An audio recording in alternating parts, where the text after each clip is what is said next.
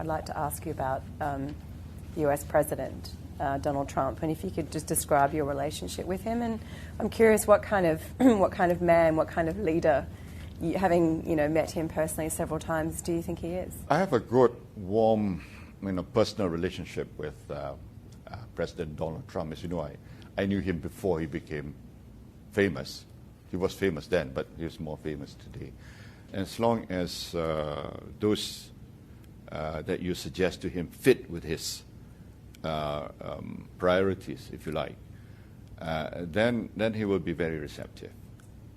He is not bothered about things that don't matter to him in that sense. Do you talk with him about his view on the US role in Asia? Because obviously since he came to power, there have been some concerns about a possible US retrenchment in the region after decades of providing something of a security umbrella. Is that something that you're still concerned about?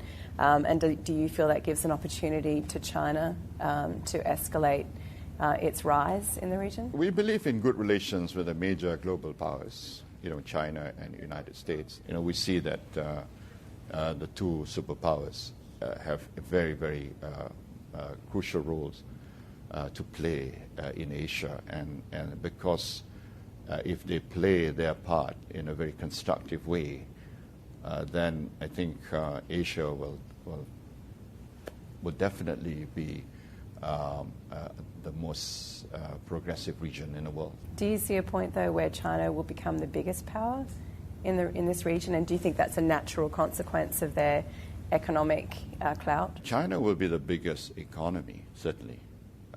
That's a fact. But China will not be able to match United States in terms of being the military superpower as such. United States will still be the predominantly the strongest in that sense.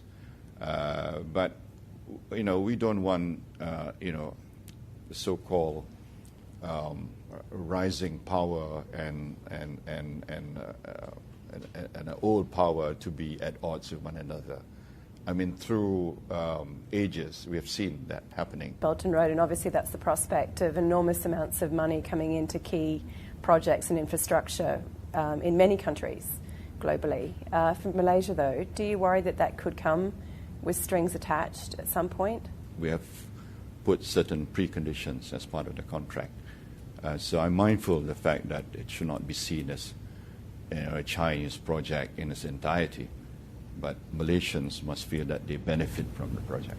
I think for as long as ASEAN remains united, and the fact that China is more obsessed about becoming the number one economy in the world, I don't think China will risk in any irresponsible action that will undermine its rise to become the largest economy in the world. The phrase China's rise, which seems to get used a lot, China's rise, and sometimes with slightly ominous overtones of evil China rising. What's your view of China's rise, and what kind of power do you think it wants to be? I think that the rise of China is inevitable. I mean, whatever you say, you can't stop it. It's inevitable.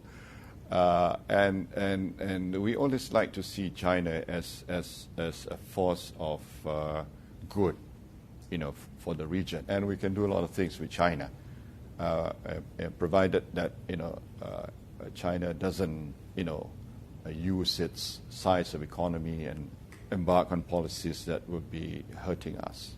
And I don't think so. I think China will continue to be a responsible nation. And I know it's a cliche to talk peaceful rise, but we believe there are no reasons for us to doubt that will happen.